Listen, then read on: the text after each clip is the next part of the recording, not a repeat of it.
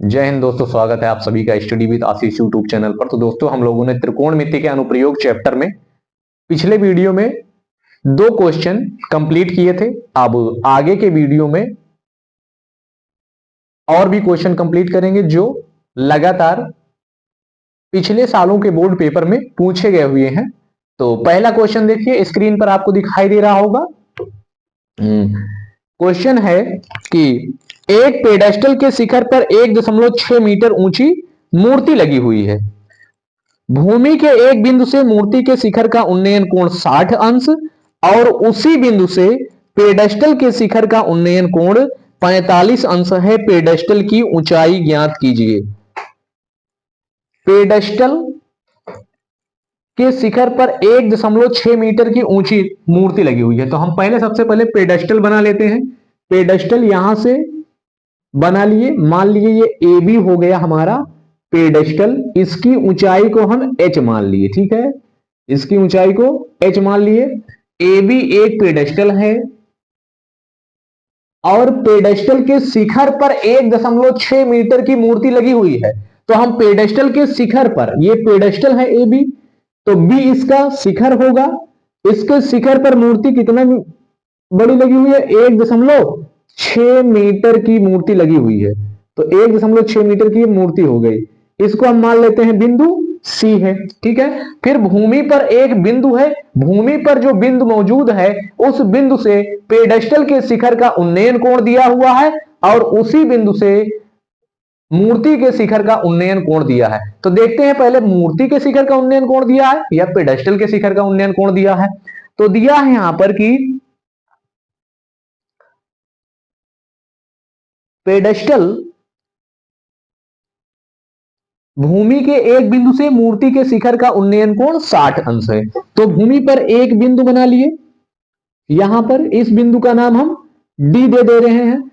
तो बिंदु डी से मूर्ति के शिखर का उन्नयन कोण, देखो उन्नयन कोण की बात हमने आपको बताया था कि उन्नयन कोण जब भी बनेगा तो अपनी आंख को ऊपर करना पड़ेगा। तो जैसे देखिए यहां पर है, यहां पर भूमि पर मौजूद बिंदु है, तो इस बिंदु से मूर्ति के शिखर का उन्नयन कोण 60 अंश बन रहा है। तो मूर्ति का शिखर ये होगा। इसके शिखर को देखने के लिए देखो हमको अपने आप को ऐसे ऊपर करना पड़ेगा, तो ऊपर करना पड़ रहा है। कोण कितना बन रहा है? 60 अंश का कोण बन रहा है। तो इस कोण को हम बना दिए, 60 अंश का कोण बना दिए, ठीक है। ये 60 अंश का कोण हमारा हो गया टोटल। फिर कहा है कि उसी बिंदु से, किसी बिंदु, कौन से बिंदु से? जहां से मूर्ति के शिखर का उन्नयन कोण 60 अंश बन रहा है, वहीं से पेडेस्टल के शिखर का उन्नयन कोण बन रहा है 45 अंश का। तो ये पेडेस्टल का शिखर ये होगा भाई, ए बी पेडेस्टल है, पेडेस्टल के शिखर का उन्नयन कोण कितना बन रहा है? 45 अंश का। तो ये वाला कोण, इतना कोण जो होगा ये 45 अंश होगा।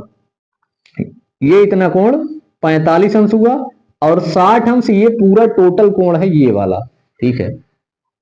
तो हमें निकालना क्या है? हमें पेडेस्टल की ऊंचाई निकालना है। पेडेस्टल की ऊंचाई निकालना है। लगाते हैं सवाल को। देखिए सवाल को, जैसे पेडेस्टल की ऊंचाई निकालना है तो पेडेस्टल ए बी होगा। ए बी की ऊंचाई कितना माने हुए हैं? h इसकी ऊंचाई माने हुए हैं। तो यहां से जब भैया लगाएंगे, यहां देखेंगे ये बिंदु की लंबाई देख लेते हैं, क्वेश्चन में दिया है या फिर नहीं दिया है।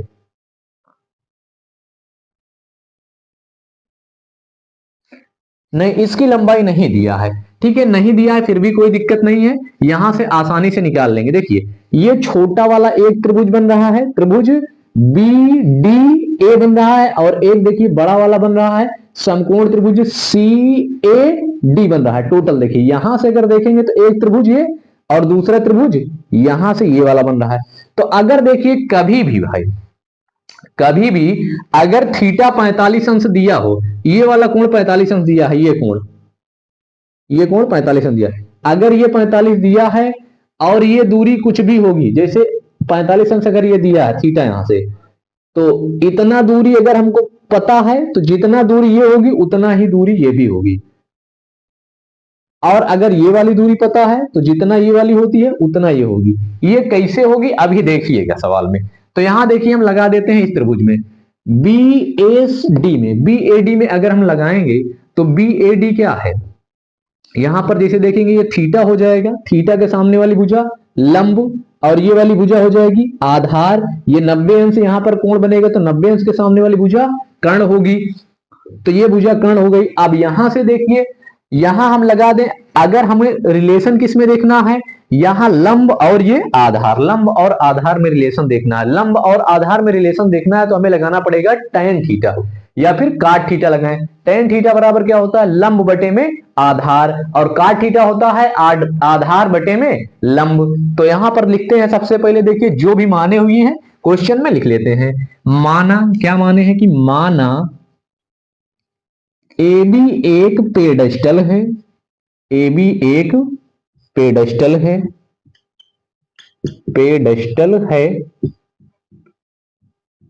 पेडस्टल है जिसकी लंबाई या जिसकी ऊंचाई, जिसकी ऊंचाई h मीटर है, h मीटर है, तथा लिख देते हैं मूर्ति क्या है, BC, BC 1.6 मीटर लंबी मूर्ति है, लंबी मूर्ति है, मूर्ति, ठीक है। और बाकी सारी चीजें सवाल में दी ही हुई हैं। तो सबसे पहले यहां पर इस वाले त्रिभुज बना दे रहे हैं, तो इस वाले त्रिभुज जैसे देखेंगे BAD में यहां पर कोण कितना बन रहा है, 45 अंश का कोण जो है ये छोटे वाले त्रिभुज के लिए है, और ये टोटल कोण जो है ये 60 अंश वाला ये कोण है, ठीक है। तो यहां पे हम लिखते हैं समकोण त्रिभुज, समकोण त्रिभुज, समकोण त्रिभुज DAB में, DAB में, समकोण त्रिभुज DAB में क्या लगाएंगे, tan थीटा। tan थीटा बराबर क्या हो जाएगा, लंब बटे में आधार। लंब यहां पर कौन सा होगा, थीटा के सामने वाली भुजा, लंब ये होगा, और आधार ये होगा। लंब कहने का मतलब AB और आधार AD होगा। अब यहां पर लंब बटे आधार नहीं लिख रहे हैं, एक लाइन और एक्स्ट्रा बढ़ जाएगी, एग्जाम में भी आपको डायरेक्ट ऐसे करना है। पिछले वीडियो में बताया गया था लंब और आधार भी लिखकर, अब सीधा लिख रहे हैं AB बटे में AD, AB बटे में हो गया AD। अब tan थीटा, थीटा का मान देखिए कितना है, 45 अंश है। tan 45 अंश बराबर AB कितना है, AB है हमारा H, और AD कितना है, AD की जगह पर AD ही लिख देते हैं, ठीक है। तो tan 45 का मान कितना होता है, 1 होता है, H बटे में AD हो गया। तो देखो AD का यहां गुणा करेंगे तो AD बराबर क्या हो गया, H हुआ कि नहीं, समीकरण 1 इसको चाहे तो मान लीजिए। देखिए अभी हमने बताया था ना कि अगर जब भी थीटा 45 दिया होगा तो जितनी ये भुजा होगी उतनी भुजा ये भी होगी। बहुविकल्पी में एक सवाल बनता है, एक सवाल बनता है कि अगर सूर्य का उन्नयन कोण, सूर्य का उन्नयन कोण ज्ञात कीजिए यदि किसी मीनार की परछाई, यदि किसी मीनार की परछाई उसकी लंबाई के बराबर है। तो देखिए ये मीनार की लंबाई हुई और ये इसकी परछाई होगी। मीनार के लिए बात करें, जैसे मान लीजिए एक मीनार हुआ और ये इसकी परछाई इधर बना लीजिए या फिर इधर, जैसे मीनार की ऊंचाई को h मान लिए और परछाई जो है ये भी h के बराबर है। तो देखिए इसका कोण क्या होगा, सूर्य का उन्नयन कोण, सूर्य ऊपर होगा तो कोण कितना बनेगा, कोण यहां पर थीटा मान लेते हैं बनेगा, तो थीटा बनेगा। तो जैसे देखिए tan थीटा लगाएंगे, इन दोनों में रिलेशन लंब और आधार में, तो tan थीटा बराबर होगा लंब बटे में आधार, यहां से क्या होगा h बटे h होगा बराबर tan थीटा। तो यहां से कैंसिल होगा, 1 आएगा, तो tan थीटा बराबर कितना होगा 1। तो 1 इसका मान होता है, 45 का मान होता है। देखिए 45 अंश का कोण है कि नहीं है ये, तो इसको और सॉल्व करने से आगे tan थीटा बराबर 1 की जगह पर क्या लिख सकते हैं, tan 45 अंश, फिर tan उधर जाएगा इनवर्स बदल जाएगा तो इनवर्स से tan कैंसिल हो जाएगा, थीटा बराबर कितना आ गया 45 अंश आएगा, ठीक है। थीटा का मान 45 अंश आएगा।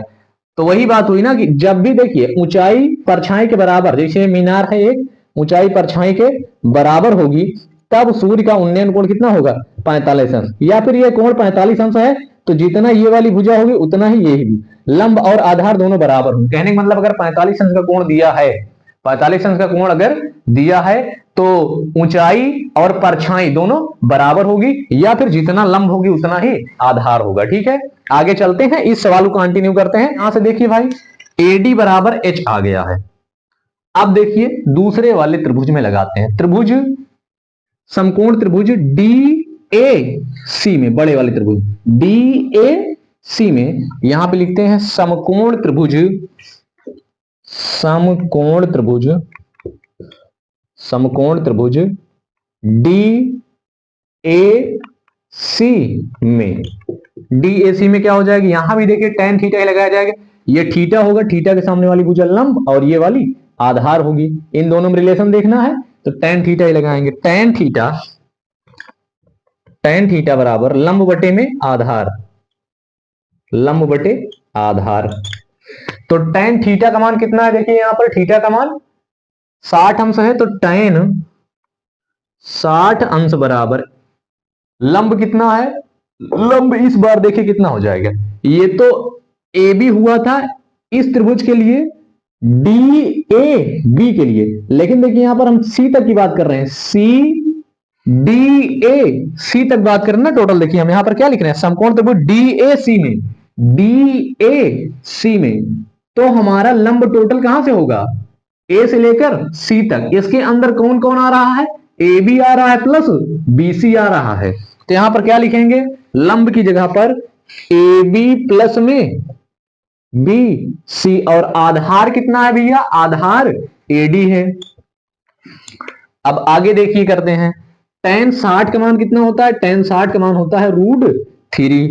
अब ए बी कितना है, ए बी है h, ए बी देखिए h है ना, यहां से यहां तक, ए से बी तक दूरी कितना है, h है, और बी सी कितना है 1.6 है, और बटे में एडी, एडी यहां पर लिखे हैं, एडी किसके बराबर है, एच के बराबर है, समीकरण 1 से देखिए आप, समीकरण 1 यहां पर देखिए, समीकरण 1 में एडी किसके बराबर है, एच के बराबर, तो एडी जहां पर हम क्या लिख देंगे, एच लिख देंगे, क्योंकि हमको एडी एच का मान निकालना है, एडी से थोड़ी ना मतलब है, एच का मान निकालना है, एच क्या है, पेडेस्टल की ऊंचाई, पेडेस्टल की ऊंचाई तक पहुंचना है, तो एच यहां पर लिख देते हैं, एच का यहां गुणा कर देंगे, क्या बन जाएगा, √3h बराबर h प्लस 1.6 हो गया। एच वाले को एक तरफ लिख लेते हैं, बाकी सबको बाकी संख्या जो है उसको एक तरफ, तो यहां पर देखिए √3h माइनस h बराबर 1.6 हो गया, तो h कामन करेंगे यहां पर, √3 माइनस 1 होगा, h कामन हो गया, √3 माइनस 1 बचा, और यहां पर 1.6 हो गया।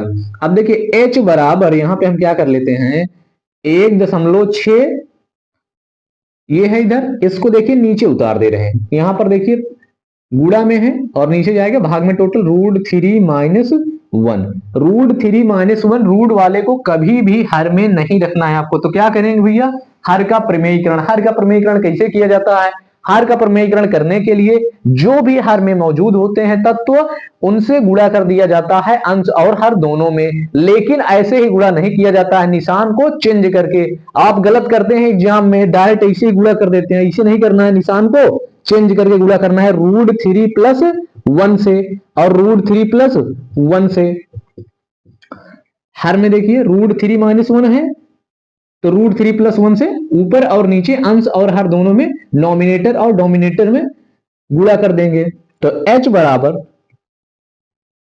1.6 इंटू √3 प्लस 1, और बटे में क्या बन जाएगा, देखो √3 माइनस 1 √3 प्लस 1 बन रहा है, तो यहां से देखिए कोई सूत्र बन रहा है, a माइनस बी और a प्लस बी, ये किसका सूत्र होता है, a square minus B square, इस साइड में देखिए a square minus B square बराबर क्या होता है, a plus B into a minus B, तो a plus B a minus B बना हुआ है, देखिए a माइनस बी एक ब्रैकेट में, दूसरे ब्रैकेट में a प्लस बी के रूप में बना है, तो a square minus B square हम लिख सकते हैं ना इसको, √3 का स्क्वायर माइनस 1 का स्क्वायर, ये हो गया, तो 1.6 इंटू √3 प्लस 1 बन गया ये, और √3 का स्क्वायर क्या बनेगा, 3 माइनस 1 का स्क्वायर 1 ही बनेगा, तो यहां से कितना हो जाएगा, 1.6 इंटू √3 प्लस 1, तो 3 में से 1 जाएगा, कितना बचेगा, 2, 2 से कैंसिल करेंगे, कितना हो जाएगा, 0.8 इंटू √3 प्लस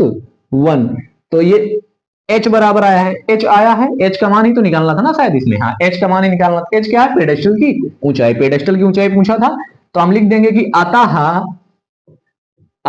पेडेस्टल की ऊंचाई, पेडेस्टल की ऊंचाई कितना है, पेडेस्टल की ऊंचाई 0.8 रूट के अंदर 3+1 मीटर है। ठीक है, स्क्रीनशॉट ले लीजिए। ठीक है, स्क्रीनशॉट आप लोगों ने ले लिया है। अब अगले क्वेश्चन पर चलते हैं। भूमि पर स्थित एक बिंदु से एक चिमनी का उन्नयन कोण 60 अंश है। यदि चिमनी के पाद बिंदु से दूरी 25 मीटर है तो चिमनी की ऊंचाई ज्ञात कीजिए। मान लेते हैं कि ये चिमनी है, ए बी एक चिमनी हो गई, ए बी ये चिमनी है। भूमि पर कोई बिंदु है, इधर मान लेते हैं बिंदु क्या है, बिंदु सी है। यहां से चिमनी का उन्नयन कोण दे रहा है, यहां देखिए उन्नयन कोण बन रहा है ना चिमनी, तो उन्नयन कोण है, चिमनी के साथ उन्नयन कोण बन रहा है इस बिंदु का, इस बिंदु का चिमनी के साथ कोण बन रहा है, तो चिमनी का शीर्ष यही होगा ना, चिमनी के शीर्ष के साथ उन्नयन कोण बन रहा है। कितना बन रहा है, 45 अंश का बन रहा है, नहीं 60 अंश का, 60 अंश का कोण बन रहा है।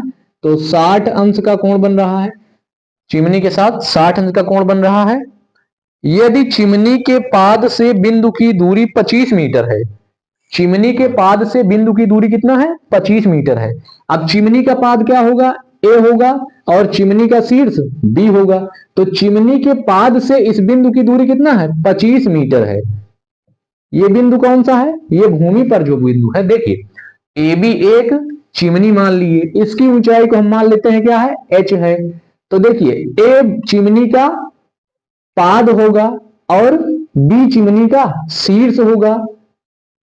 तो कहा है कि चिमनी के पाद बिंदु से, चिमनी के पाद से बिंदु की दूरी कितना है, 25 मीटर। किस बिंदु की दूरी, जिस बिंदु भूमि पर जो बिंदु मौजूद है उससे चिमनी के साथ जो उन्नयन कोण बन रहा है उस बिंदु की दूरी 25 मीटर है। उन्नयन कोण, फिर देखिए उन्नयन कोण कह रहा है ना, तो उन्नयन कोण को देखने के लिए आंख ऊपर करना पड़ेगा। इस बिंदु से अगर उन्नयन कोण को देखेंगे, चिमनी के शीर्ष को देखेंगे तो ऊपर आंख करना पड़ेगा, तो 60 अंश का कोण ये बन रहा है। चिमनी की ऊंचाई निकालना, ये 3 नंबर के क्वेश्चन पूछा गया 2024 की बोर्ड परीक्षा में, ध्यान से समझिए, आ सकता है आपके पेपर में भी।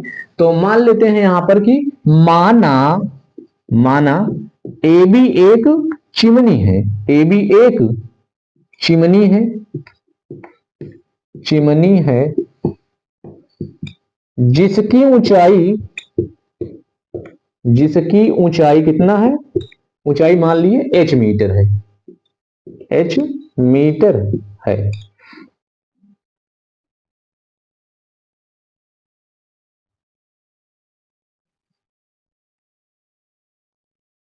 तो यहां पर लगाएं, देखिए चिमनी की ऊंचाई निकालना है, ये भुजा। अब तो देखिए आपको 3-4 सवाल कर चुके हैं, 2-3 सवाल कर चुके हैं। तो यहां से जैसे देखिए ए बी और ए सी, ये देखिए थीटा होगा, थीटा के सामने वाली भुजा लंब, और ये आधार, लंब और आधार में संबंध देखना है हमको, तो क्या लगाना पड़ेगा, tan थीटा लगाना पड़ेगा। ये समकोण है, समकोण के सामने वाली कर्ण होगी, कर्ण से कोई मतलब ही नहीं रहे।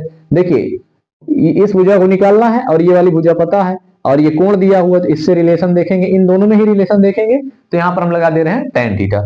तो लगाएंगे समकोण त्रिभुज, समकोण त्रिभुज, समकोण त्रिभुज, समकोण त्रिभुज देखिए नाम क्या लेंगे, सी ए बी में, या फिर बी ए सी बोल दीजिए। समकोण जैसे यहाँ पर 90 अंश का कोण बन रहा है तो इसको बीच में रखना है आपको, ठीक है।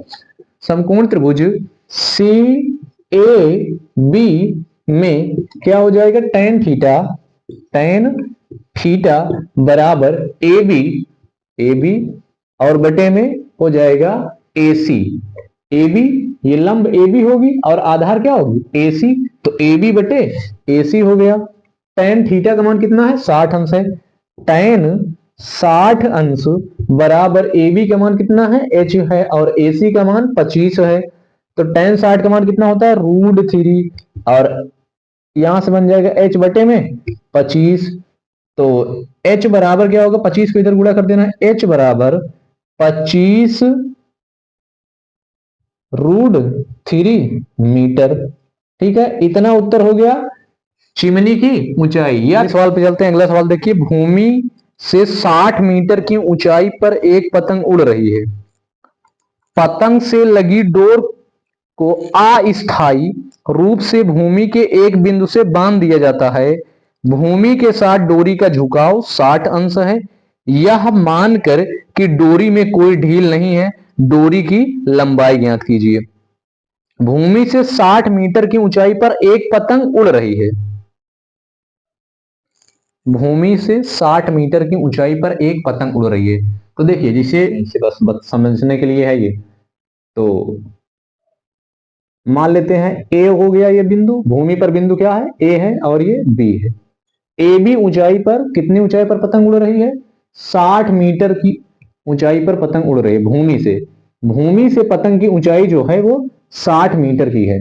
देखिए भूमि से 60 मीटर की ऊंचाई पर पतंग उड़, जैसे पतंग उड़ रही है, हवाई जहाज उड़ रहे, कुछ भी उड़ रहा, तो भूमि से कुछ ऊंचाई, कुछ ना कुछ ऊंचाई पर उड़ेगा।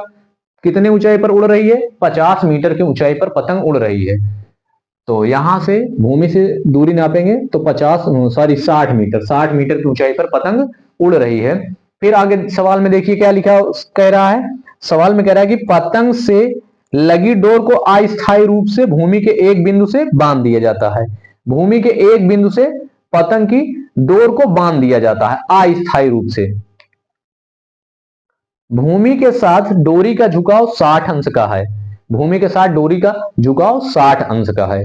तो देखिए पतंग भाई यहां पर है, ये डोरी नहीं है, नहीं तो सोचिए ये डोरी है।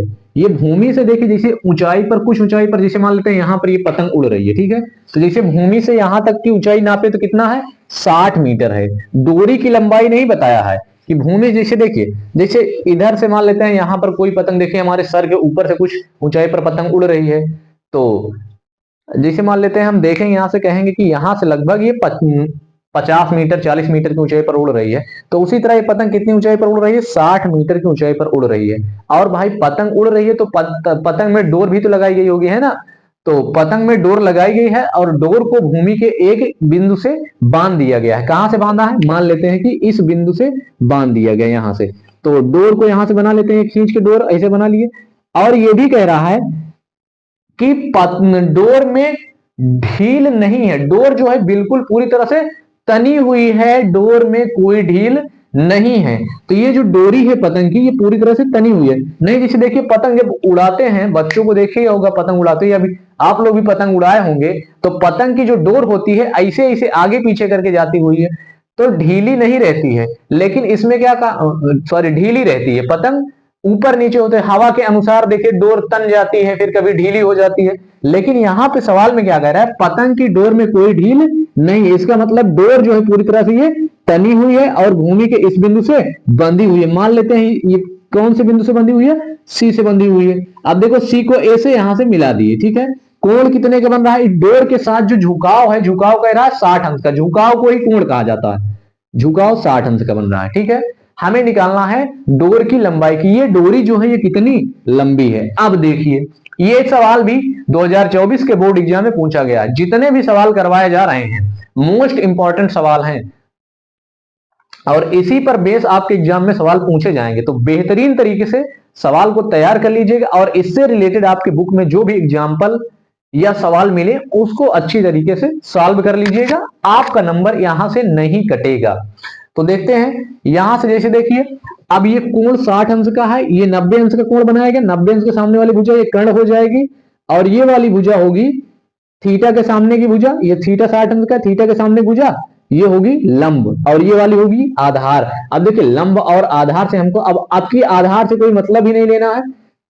आधार निकालेंगे भी तो करेंगे क्या भाई, आधार का कोई काम नहीं है। हमको काम किसका है, इसका काम है, ये डोरी का काम है ना, डोरी की लंबाई निकालना है।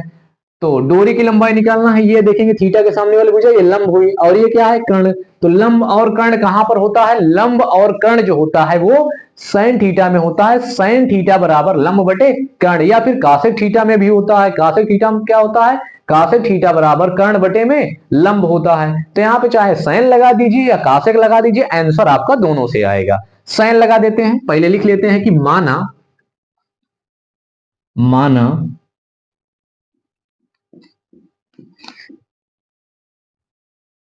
भूमि से 60 मीटर की ऊंचाई पर, 60 मीटर की ऊंचाई पर बिंदु बी पर बी पर एक पतंग उड़ रही है, एक पतंग उड़ रही है, पतंग उड़ रही है, पतंग उड़ रही है ना, देखिए वहां पतंग बनी हुई है, पतंग उड़ रही है। और इसके साथ ही पतंग का भूमि के एक पतंग की डोर का भूमि पर स्थित बिंदु सी से बिंदु सी से झुकाव कितना है, 60 अंश का है। लिख देते हैं इसको भी कि पतंग की डोर का पतंग की डोर का भूमि पर स्थित भूमि पर स्थित स्थित बिंदु बिंदु सी से, ये बिंदु सी है, सी से झुकाव कह सकते हैं या फिर कोण कह दीजिए, बिंदु सी से झुकाव झुकाव 60 अंश का है। झुकाव की बात जब भी करेगा आप कोण ही उसको समझिए। जैसे देखिए ये मान लेते हैं एक रेखा है, अब यहां से ये दूसरी रेखा, ये दोनों रेखाएं देखिए झुकी हुई है ना, ये रेखा को देखा जाएगा तो ये ऐसे तिरछी झुकी हुई, ये रेखा ऐसे सीधी है तो इस पर ये रेखा तिरछी चली गई, तो यहां से कुछ ना कुछ कोण बन रहा है कि नहीं, थीटा कोण मान लेते हैं बन रहा है। तो इन दोनों के बीच जो देखेंगे तो ये कुछ ना कुछ झुकाव है, इतना झुकाव है, तो ये जो झुकाव है यही होता है कोण, झुकाव ही कोण है। तो यहां देखिए अब लगाएंगे कौन सा, साइन थीटा। समकोण त्रिभुज, पहले समकोण त्रिभुज, समकोण त्रिभुज, त्रिभुज का नाम क्या हो जाएगा, सी ए बी में। समकोण कहां पर बनना है, ए पर, तो ए को बीच में रखना है, इसको और इसको आगे पीछे कर सकते हैं। तो यहां से क्या हो जाएगा, समकोण त्रिभुज सी ए बी में क्या लगाएंगे, sine theta. Sine theta, sine theta बराबर क्या होगा, लंब बटे में कर्ण। तो लंब यहां पर क्या है, लंब है ए बी और कर्ण है बीसी, ए बी बटे बी सी। तो साइन थीटा का मान कितना है, 60 अंश। साइन 60 अंश बराबर ए बी कितना है, 60 है, और बीसी कितना है, बीसी को निकालना है, बीसी की जगह पर बीसी ही रख देते हैं, ठीक है, बीसी ही तो डोर है ना। और यहां पर ये भी लिख देते हैं कि पतंग की डोर, पतंग की डोर बीसी है, बीसी है। तो साइन 60 का मान कितना होता है, √3 बटे में 2, √3 बटे 2 साइन 60 का मान होता है। और यहां पर हो गया 60 और बटे में बीसी। देखिए अब बीसी को इधर भेज दे रहे हैं, बीसी हो गया बराबर, देखो 60 को 60 का गुणा इधर कर दे रहे हैं, तो 60 दूना 120 हो जाएगा, और बटे में देखो √3 को नीचे उतार दे रहे हैं, ये √3 हो गया। देखिए क्या किए हम, बीसी को इधर भेज दिए तो यहां पर बीसी आ गया, ठीक है, और √3 को नीचे उतार दिए, √3 को नीचे उतार दिए, 60 के इधर गुणा कर दिए, 60 दूना 120 हो गया, तो 120 के नीचे उतार दिया √3 और बीसी के गुणा यहां कर दिए, तो बीसी बराबर 160 बटे में √3। अब √3 को नीचे नहीं रखना है, √3 का अंश और हर में गुणा करेंगे, तो √3 का अंश और हर में गुणा करेंगे, तो 120 √3 और √3 का √3 में गुणा होगा तो 3 बन जाएगा। बीसी बराबर जब 3 से अब काट देंगे इसको, 3 से कट जाएगा 120, तो बीसी बराबर आ गया कितना, बीसी बराबर 3 चौक 12 और ये 0 आ जाएगा, 40 √3 मीटर। इतना कर लीजिए, 40 √3 मीटर हो गया यहां से। तो बीसी बराबर कितना आ गया, बीसी सॉरी पतंग की, अब ये बीसी क्या है, पतंग के डोर की लंबाई है, तो लिखेंगे यहां पर पतंग के डोर की लंबाई, लंबाई कितना है 40 √3 मीटर, ठीक है। स्क्रीनशॉट आप लोग ले लीजिए। नेक्स्ट क्वेश्चन देखिए दोस्तों, नेक्स्ट क्वेश्चन है कि एक बहुमंजिले भवन के शिखर से देखने पर एक 10 मीटर ऊंचे भवन के शिखर और तल के अवनमन कोण 30 अंश और 45 अंश है। बहुमंजिले भवन की ऊंचाई ज्ञात कीजिए। एक बहुमंजिले भवन के शिखर से देखने पर, एक बहुमंजिले भवन, एक बहुमंजिला भवन बना लेते हैं, इधर ये बना लिए हम बहुमंजिला भवन। तो मान लिए कि ये ए बी बहुमंजिला भवन है। बहुमंजिला मतलब कि एक मंजिले के नहीं, कई मंजिल उसमें बने होंगे, है ना, बहुमंजिला भवन है, तो बहुमंजिले भवन के शिखर से देखा जा रहा है। तो बहुमंजिले भवन के शिखर से देखने पर 10 मीटर ऊंचे भवन के शिखर 10 मीटर ऊंचे भवन के शिखर और पाद के अवनमन कोण दिए हुए हैं। 10 मीटर ऊंचे भवन के शिखर और तल, 10 मीटर ऊंचे भवन के शिखर और तल कहेगा या फिर पाद कहेगा। तो देखिए एक ये हो गया, ए बी हो गया बहुमंजिला भवन। एक भवन और बना लेते हैं, ये सीडी हो गया। ये सीडी जो है ये 10 मीटर का ऊंचा भवन है। सीडी कितना मीटर है? 10 मीटर ऊंचा भवन है। ये सीडी 10 मीटर ऊंचा भवन है और ए बी जो है ये बहुमंजिला भवन है। तो देखिए इस बार अवनमन कोण की बात कर रहा है, उन्नयन कोण की बात नहीं कर रहा है। और आपको देखिए जब अवनमन कोण की बात कर रहा है तो कहा है कि एक बहुमंजिले भवन के शिखर से देखने पर, एक बहुमंजिले भवन के शिखर से देखने पर, तो देखिए बहुमंजिले भवन के शिखर से देखा जा रहा है। जब अवनमन कोण आपको हम बताए थे तो क्या उदाहरण बताए थे कि जैसे देखिए हम छत के ऊपर खड़े हैं, अपने छत से नीचे जैसे कार मौजूद है तो उस कार को देख रहे हैं। जैसे मान लेते हैं यहां पर हम अपने छत पर खड़े हुए हैं तो छत से यहां कार नीचे होगी, तब जब इसको देखेंगे तो उस कंडीशन पर ये जो कोण बनेगा, ये कोण कैसा होगा? अवनमन कोण होगा कि नहीं होगा? अवनमन कोण। और जितना कोण ये अवनमन यहां बनेगा उतना ही यहां पर भी बनेगा अवनमन कोण। तो 10 मीटर ऊंचे भवन के शिखर को देख रहा है। देखिए बहुमंजिले पर जैसे मान लेते हैं बहुमंजिले भवन के शिखर पर कोई व्यक्ति बैठा हुआ है, वो नीचे वाले भवन के शिखर को देख रहा है। तो इसको देखने के लिए जैसे देखिए जब ऊपर भवन पर कोई बैठा है, नीचे वाले भवन को देख रहा है। जैसे देखिए किसी का भी भवन मान लेते हैं ऊपर है, जैसे आप लोग गांव में ही अपने देखे होंगे या घर के आसपास देखे होंगे। मान लेते हैं कि आपका जो घर है वो 2 मंजिले का है, आपका घर 2 मंजिले का है। आपके बगल वाले का घर कितने मंजिले का है? मान लेते हैं 1 मंजिले का है। तो अगर आपको अपने बगल वाले व्यक्ति का घर देखना पड़ेगा भैया, तो बगल वाले व्यक्ति के घर को बगल वाले व्यक्ति के घर के छत को देखना पड़ेगा। तो आप मान लेते हैं अपने बहुमंजिले भवन के शिखर पे हैं मौजूद, एकदम दूसरे मंजिले पर चढ़े हुए हैं, ठीक है। वहां से जब अपने पड़ोसी के घर को देखेंगे, उसके छत पर देखेंगे, जब छत पे देखेंगे तो आपको अपनी आंख को नीचे करना पड़ेगा कि नहीं करना पड़ेगा?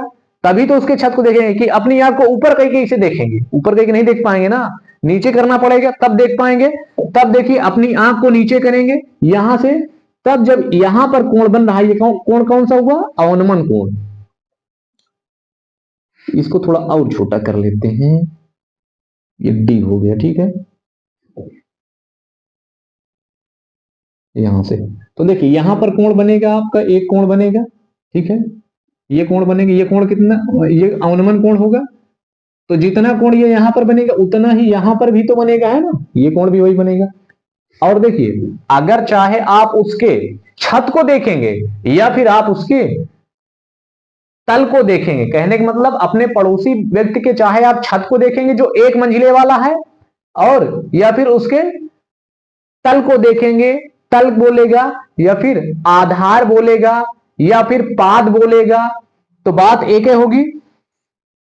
तो भी आपको अपने नीचे ही करना पड़ेगा। यहां से देखिए, यहां से इसे आंख अपने नीचे झुका कर देखेंगे तो 2 कोण बन रहा है, एक शिखर का बन रहा है, एक पाद का बन रहा है। किसके शिखर का बन रहा है? 10 मीटर ऊंचे भवन के शिखर का अवनमन कोण और उसके पाद का अवनमन कोण। कहा 10 मीटर ऊंचे भवन के शिखर और उसके पाद मतलब यही 10 मीटर वाले की भी बात किया है, ठीक है। 10 मीटर ऊंचे भवन के शिखर और तल के अवनमन कोण। शिखर का अवनमन कोण कितना है? 30 अंश है, ये 30 अंश है। और तल का जो है वो तल का कितना है? 45 अंश है, ठीक है। यहां पर भी ये 30 अंश का कोण बनेगा।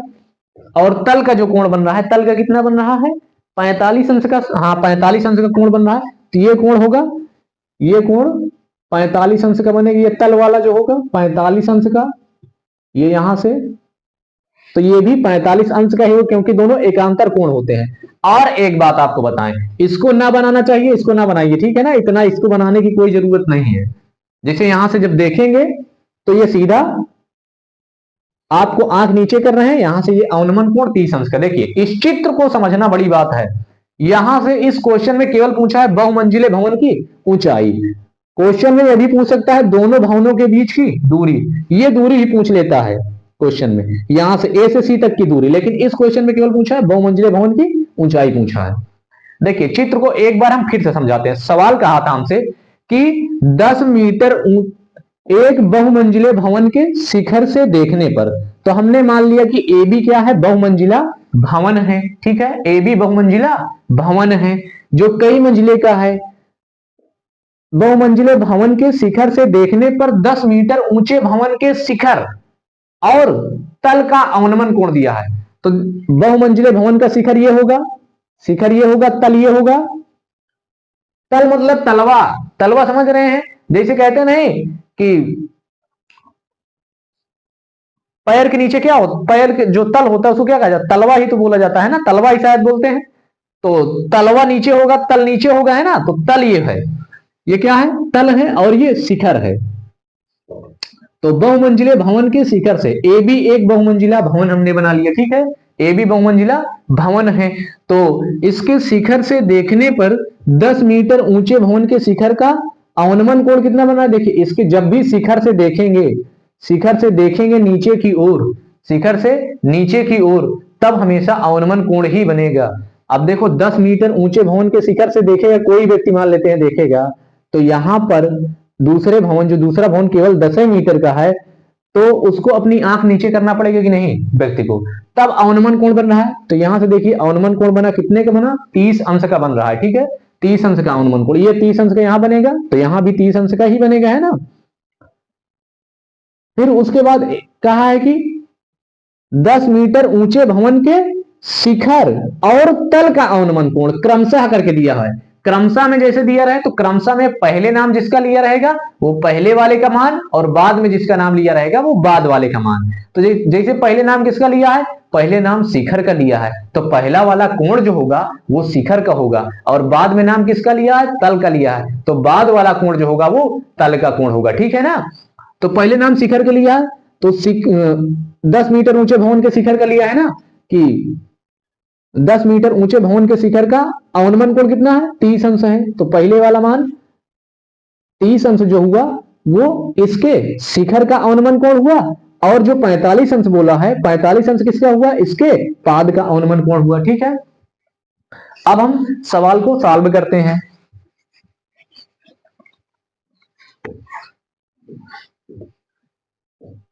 तो यहां से जो भी लिखे हुए, जो भी माने हुए यहां पर लिख देंगे। हाँ ये मान लेते हैं कि इसकी ऊंचाई कितना है, इस यहां पर कोई बिंदु मान लेते हैं, ये ए बी हो गया, टोटल सी डी हो गया, यहां से ई इसको मान लेते हैं, ठीक है।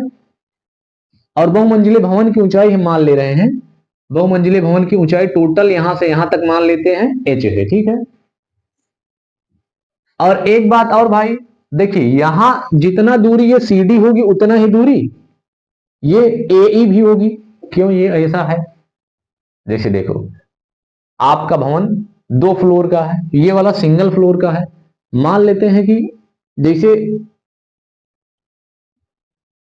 जब भी इस भवन के सामने आप जाएंगे, जैसे देखिए यहां पर जैसे मान लेते हैं ये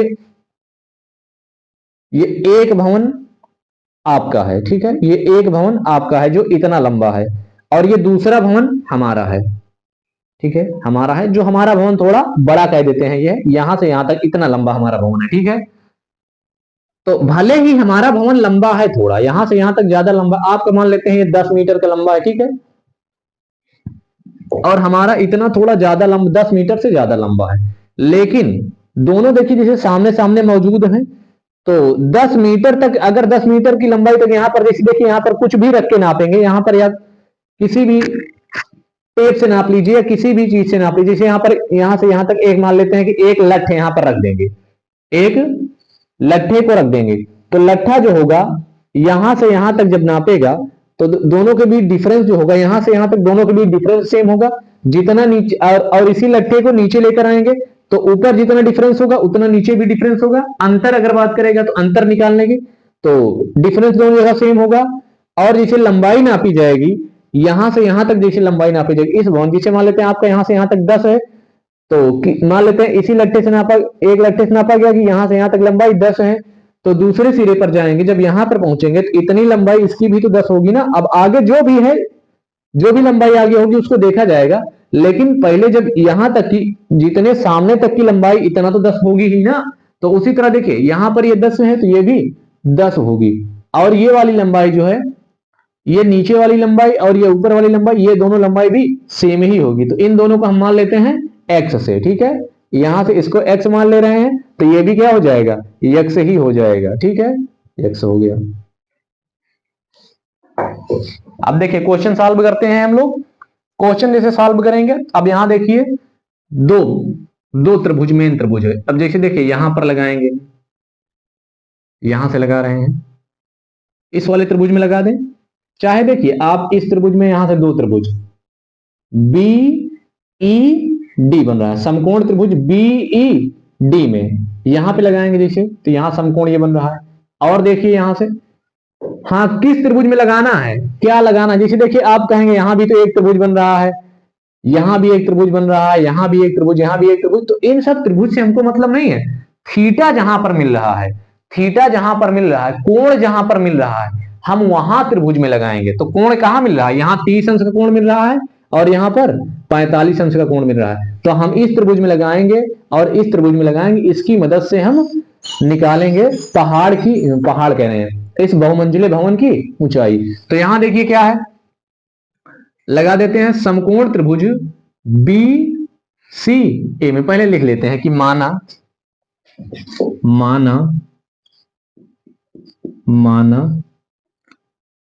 ए बी एक बहुमंजिला भवन है, बहुमंजिला भवन है जिसकी ऊंचाई h मीटर है, जिसकी ऊंचाई h मीटर है, ठीक है। CD 10 मीटर का एक भवन है, CD 10 मीटर का एक भवन है। अब आगे लगाते हैं समकोण त्रिभुज। देखिए समकोण त्रिभुज पहले इसमें लगा दे रहे हैं, यहां पे इस वाले त्रिभुज में लगा दे रहे हैं, ठीक है, या इसमें लगा दें, पहले इसी में लगा दे रहे हैं, छोटे वाले में लगा देते हैं, ठीक है, पहले यहां पर ऊपर वाले त्रिभुज में पहले लगा दे रहे हैं। समकोण त्रिभुज किसी भी त्रिभुज में पहले लगाया जा सकता है, ऐसा नहीं है कि यहां पर ही लगाएं या यहां पर ही लगाएं, किसी में लगाइए, आंसर दोनों से आएगा, ठीक है। दोनों में लगाना पड़ेगा, चाहे पहले इसमें लगा लीजिए या फिर इसमें लगा लीजिए। एक बार त्रिभुज समकोण त्रिभुज बी ई डी में लगाएंगे और एक बार लगाएंगे समकोण त्रिभुज बी ए सी में, ठीक है। तो पहले ऊपर वाले में लगा ले रहे हैं हम, ठीक है ना। तो समकोण त्रिभुज का नाम क्या है, बीई सी में, समकोण त्रिभुज बीई सी में। अब यहां देखिए कौन सा कोण क्या लगाएंगे, tan थीटा लगाएंगे, काट लगाएंगे, क्या लगाएंगे क्या नहीं लगाएंगे। तब देखिए थीटा के सामने वाली भुजा ये लंब है और ये वाली आधार होगी। अब देखिए यहां से कर्ण, इसको निकालने की कोई जरूरत नहीं है, हमको इस भुजा से मतलब है, तो इस भुजा को निकालना, इसका मतलब कि हमको ये भुजा निकालना पड़ेगा। अब ये भुजा निकालेंगे तो इसके लिए क्या लगाएंगे, बी डी ई में लगा रहे हैं, सॉरी बी ई डी में लगा रहे हैं समकोण त्रिभुज में, तो tan थीटा लगाएंगे, काम हो जाएगा tan थीटा बराबर लंब बटे आधार, लंब ये हो गया और आधार ये हो गया, तो tan थीटा हो जाएगा हमारा त्रिभुज बीई सी में tan थीटा बराबर लंब बटे में आधार, लंब क्या है बीई लंब हो जाएगा और आधार क्या होगा हमारा, आधार जो होगा वो डी, आधार डी हो गया। तो यहां देखिए tan थीटा का मान कितना है, थीटा की जगह पर रखेंगे 30 और बीई की जगह पर बीई ही रख देते हैं, ठीक है, बीई और बटे में डीई कितना है, डीई कितना है, x है, डीई को x माने हैं, x रख दे रहे हैं यहां पर। तो tan 30 का मान होता है 1 बटे में √3 होता है, और बीई कितना है, बीई की जगह पर बीई ही रख दे रहे हैं क्योंकि इसका मान अभी निकालना पड़ेगा हमको। और x हो गया, तो x को देखिए यहां पर गुणा कर दे रहे हैं, x बराबर क्या बन जाएगा, √3 बीई या बीई गुणे √3 ऐसे लिख दे रहे हैं, ठीक है, बीई गुणे √3 ये हो गया। x बराबर हम निकाल लिए बीई गुणे √3। अब देखिए हम क्या कर सकते हैं, जरूरत जब पड़ेगी हमको बीई की जरूरत पड़ेगी या फिर एक्स की जरूरत पड़ेगी, यहां से या फिर ऐसे भी निकाल सकते हैं कि बीई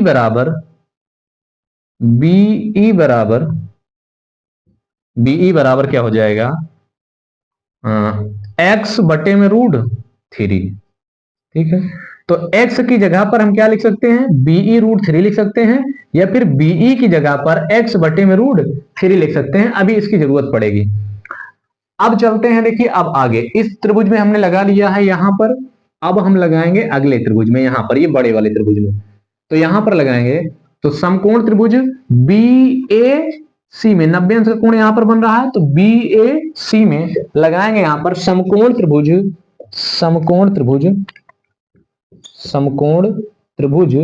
बी ए सी में tan थीटा यहां भी लगाना पड़ेगा, क्योंकि देखिए tan थीटा लंब और आधार में रिलेशन देखना है, तो लंब और आधार में देखना है, थीटा के सामने वाली भुजा ये लंब होगी टोटल यहां से यहां तक, और आधार होगी ये AC।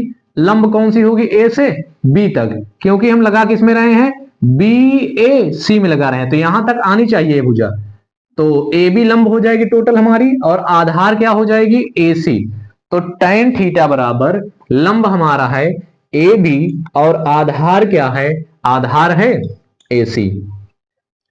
तो tan थीटा का मान कितना है, 45 अंश है, यहां पे रखेंगे कितना, tan 45 अंश बराबर AB कितना है, AB है हमारा, AB की जगह पर देखिए AB टोटल कितना है, AE है और प्लस BE है, तो AB की जगह पर हम लिखेंगे AE प्लस BE लिखेंगे, और बटे में AC है, AC कितना है, X है, तो X लिख दिया यहां पर।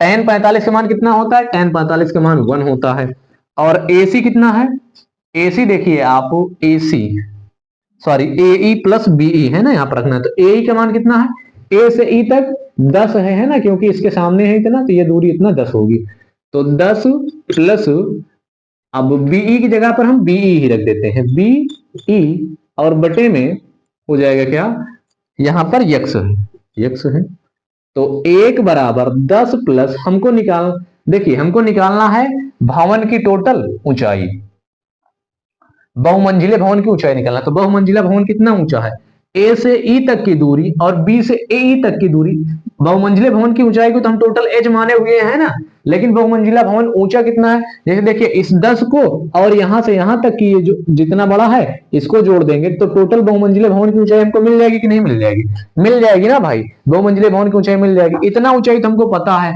हमको BE का मान जैसे पता चल जाए तो मिल जाएगा। तो अब देखिए BE को तो रखना है, यहां पर BE को गायब नहीं करना है, तो BE को रखे रहते हैं। अब देखिए यहां पर x है, तो x देखिए BE के रूप में कहीं पर है क्या, कि x की जगह पर BE के रूप में कुछ रखा जा सकता है, तो x बराबर हम क्या रख सकते हैं, BE गुणे रूट थ्री रख सकते हैं ना, तो यहां पर रख देते हैं क्या, BE रूट थ्री, या फिर इसको ऐसे कर लेते हैं सीधा, रूट थ्री BE हो गया, ठीक है, तो यहां पे हम x की जगह पर लिख देते हैं BE रूट थ्री BE किए हुए हैं, रूट थ्री BE इतना लिख दिए। अब देखो इसका गुणा इधर करवा दे रहे हैं, एक के साथ इसका गुणा होगा, कोई फर्क पड़ेगा नहीं पड़ने वाला है, रूट थ्री BE बराबर हो जाएगा 10 प्लस BE बन गया ये, ठीक है।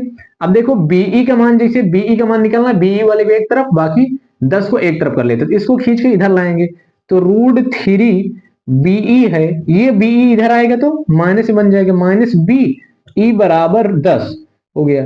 तो यहां देखिए दोनों में BE कॉमन कर लेते हैं, तो BE कॉमन करेंगे जैसे यहां, तो BE कॉमन हो गया, यहां पर क्या बचेगा, रूट थ्री, और यहां क्या बचेगा 1, रूट थ्री माइनस 1 बराबर 10 हो गया।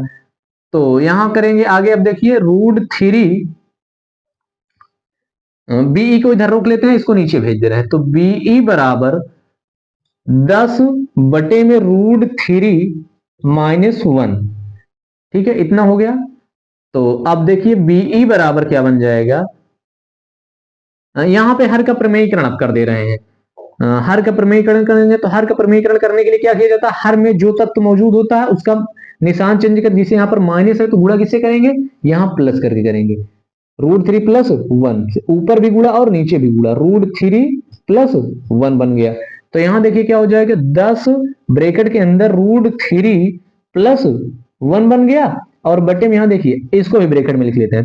तो a-b और a+b बन रहा है। ये सूत्र किसका बन जाएगा, a² - b²। a किसका स्क्वायर करेंगे, √3 का स्क्वायर, और b की जगह पर करेंगे -1 का स्क्वायर। तो √3 का स्क्वायर 3 बन जाएगा, और 1 का स्क्वायर 1 ही होगा। तो 3 में से 1 जाए कितना बचेगा, 2। डायरेक्ट कर दें, चलिए कर दे रहे हैं एक स्टेप। तो √3 का स्क्वायर बन जाएगा, -1 का स्क्वायर बन जाएगा। ठीक है, तो यहां पर लिखेंगे बीई का मान निकाल रहे हैं। बीई बराबर 10, ये हो गया √3 + 1, और ये हो गया √3 माइनस √3 का स्क्वायर किए तो 3 बन गया -1। तो ये बीई कितना आ जाएगा, 10 ब्रैकेट के अंदर हो गया ये √3 + 1, और ये 3 में से 1 जाएगा, 2 बचेगा, यहां पर 2 से कैंसिल करें कितना हो जाएगा 5। इधर लिखते हैं, तो बीई बराबर कितना आ गया, 5 ब्रैकेट में √3 + 1, इतना मीटर हो गया। ठीक है, बीई की लंबाई आ गई, बी की लंबाई कितना आ गई, 5 ब्रैकेट के अंदर √3 + 1, इतना हो गया। अब हमको निकालना है बहुमंजिले भवन की ऊंचाई। बहुमंजिला भवन क्या है, ए से बी तक है ना भैया बहुमंजिला भवन। तो इसके अंदर कौन कौन शामिल है, ए शामिल है और बीई शामिल है। ए का मान पहले से 10 पता है, बीई का मान भी पता चल गया, इन दोनों को जोड़ देंगे तो एच जो टोटल है बहुमंजिला भवन मिल जाएगा। यहां पर लिखेंगे अतः अतः बहुमंजिले बहुमंजिले मंजिले भवन की ऊंचाई की ऊंचाई ऊंचाई h बराबर क्या हो जाएगा, ए प्लस बी ई। तो कितना है ए भैया, कितना है ए है 10, और बीई कितना आ रहा है, यहां पर हम निकाले अभी 5 ब्रैकेट के अंदर हो गया √3 + 1। ठीक है, इसको देखिए जिसे हल करेंगे और हल कर लेते हैं, तो 10 + 5 किस में गुणा करेंगे तो 5√3 बन जाएगा, और प्लस में 5 बन जाएगा, बन जाएगा। तो ये क्या हो गया, 10 5 15 + 5√3। ये इसको जोड़ लिए, इन दोनों को 10 और 5 दोनों जुड़ जाएंगे, और 5√3 इसको लिख लिए साथ में। तो अब इन दोनों में देखिए कॉमन क्या है, कॉमन हम क्या कर सकते हैं, 5 दोनों में कॉमन कर सकते हैं कि नहीं, कि 5√3 कॉमन कर सकते हैं, √3 कॉमन कर सकते हैं इसमें। देखो जैसे 15 को हम लिख सकते हैं, 15 क्या लिख सकते हैं, 5 गुणे 3, 5 3 15 होगा। तो 3 को क्या लिख सकते हैं, 3 को लिख सकते हैं 5 गुणे, इसको लिख सकते हैं √3 गुणे √3 लिख सकते हैं कि नहीं। तो इसमें देखिए 15 के अंदर क्या कॉमन हो सकता है, 5√3 कॉमन हो सकता है कि नहीं। तो 5√3 इसमें कॉमन हो सकता है, इसमें भी 5√3 तो है ही। तो 5√3 कॉमन कर लिए यहां पर, तो यहां कितना बच जाएगा, 5√3 कॉमन किए, बचे कितना, केवल √3 बचा यहां पर, और यहां क्या बचा प्लस में 1।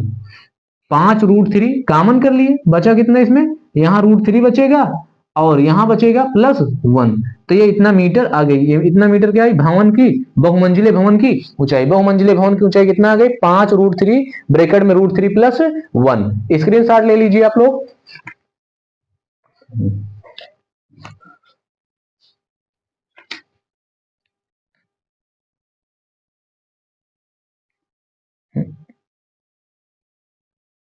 15√3 + 3, 15√3 + 3।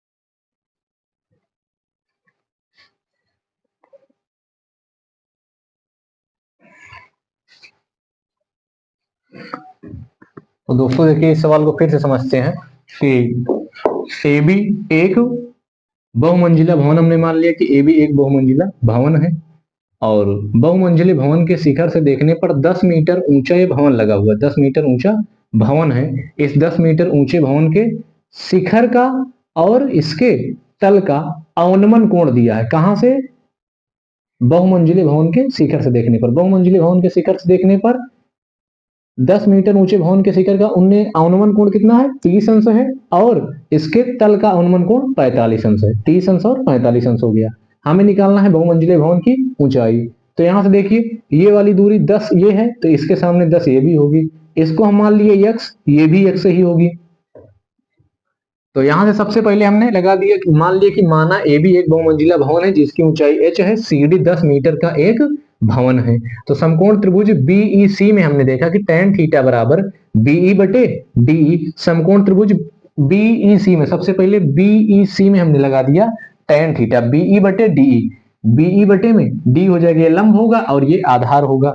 तो tan 30 थीटा का मान कितना है? 30 अंश। tan 30 अंश बराबर बीई बटे में x हो गया और tan 30 का मान 1/√3 बराबर बीई बटे में x। तो x का यहाँ गुणा कर दिए और √3 का इधर कर दिए तो x बराबर हो गया √3 बीई। तो बीई बराबर x बटे में √3। समकोण त्रिभुज बीएसी में, अब बीएसी में इस त्रिभुज में हमने लगाया बीएसी में, यहाँ पे समकोण बन रहा है तो इसको बीच में रखेंगे। समकोण त्रिभुज बीएसी में tan थीटा यहाँ भी लगेगा क्योंकि यहाँ देखिए ये लंब होगा और ये आधार होगा।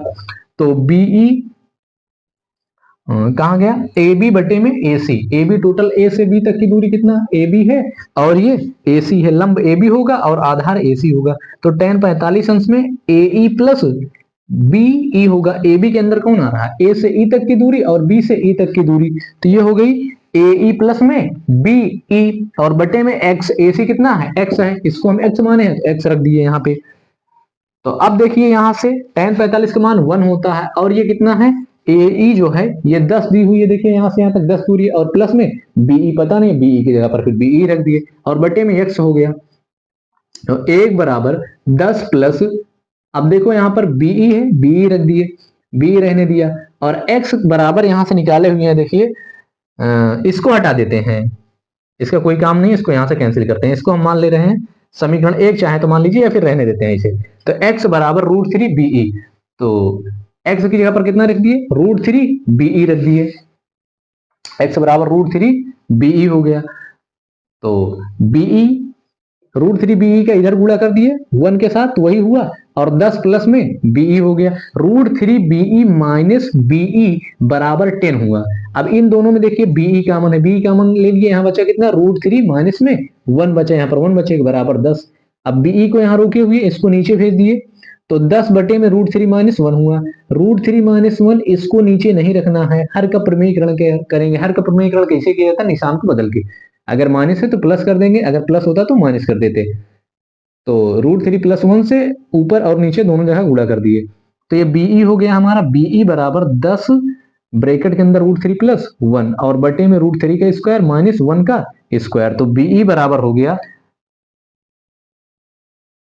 a माइनस बी और a प्लस बी यहां से बन रहा है। तो BE बराबर हुआ 10 ब्रैकेट के अंदर √3 प्लस 1 और बटे में ये हो गया a minus B, a plus B, a square minus B square बन गया। तो √3 का स्क्वायर माइनस 1 का स्क्वायर। तो यहाँ से 10 इंटू √3 प्लस 1 ये तो बना है और √3 का स्क्वायर 3 बन जाएगा, 1 का स्क्वायर 1। तो 3 में से 1 जाएगा, 2 बचेगा, यहाँ 2 से 10 को कैंसिल किए हैं 5 आ जाएगा। कितना है? 5 √3 प्लस 1 मीटर। अतः बहुमंजिले भवन की ऊंचाई जो होगी h का मान होगा। बहुमंजिला भवन टोटल यहाँ से यहाँ तक h है तो h के अंदर AE प्लस BE होगा, दोनों को जोड़ देंगे तो बहुमंजिले भवन की टोटल ऊंचाई मिल जाएगी। तो यहाँ देखिए वही लिखे हैं कि AE प्लस में BE लिखे हुए हैं। तो AE का मान कितना है? 10 है और BE का मान कितना है? BE का मान जो है ये BE का मान दिया है 5 रूट के अंदर 3 प्लस 1, यहाँ पर रूट के अंदर 3 प्लस 1। तो इसमें देखिए 10 हो गया प्लस 5 का अंदर गुणा कर दीजिए, 5 √3 और प्लस में 5 हो गया। तो यहाँ पर क्या बन गया? ये 15 प्लस 5 √3 हो गया। 10 5 15 और ये 5 √3। चाहे तो आप इतना ही उत्तर लिख दीजिए या फिर इतना 5 √3 प्लस यहाँ 5 √3 कॉमन ले लिए दोनों। ये 5 √3 कॉमन नहीं करते, देखो इसमें हम कॉमन क्या, केवल 5 ही कॉमन ले लेते हैं, इससे थोड़ा ज्यादा सही। 5 कॉमन ले लेते हैं तो यहाँ पर बचेगा क्या? 3 बचेगा और प्लस में √3। ठीक है, इतना मीटर। तो ये बहुमंजिले भवन की ऊंचाई कितना आ गई 5 ब्रैकेट के अंदर 3 प्लस रूट 3। ठीक है, तो दोस्तों आज के वीडियो में बस इतना ही। अब आगे की क्लास नेक्स्ट वीडियो में करेंगे। आशा करते हैं ये क्लास आपको समझ में आई होगी। अगर वीडियो आप लोग वीडियो को पूरी तरह से देखिएगा, तो अगर कहीं पर डाउट थोड़ा बहुत रह गया होगा तो दोबारा भी देख लीजिए, क्लास को आसानी से समझ में आ जाएगा। और वीडियो अगर अच्छी लगी हो तो वीडियो को लाइक करिएगा, और चैनल पर अगर आप पहली बार विजिट कर रहे हैं तो चैनल को सब्सक्राइब कर दीजिए, जिससे कि आपको और इंफॉर्मेटिव वीडियो मिले। और साथ ही कमेंट करके बताइएगा कि वीडियो कैसी लगी।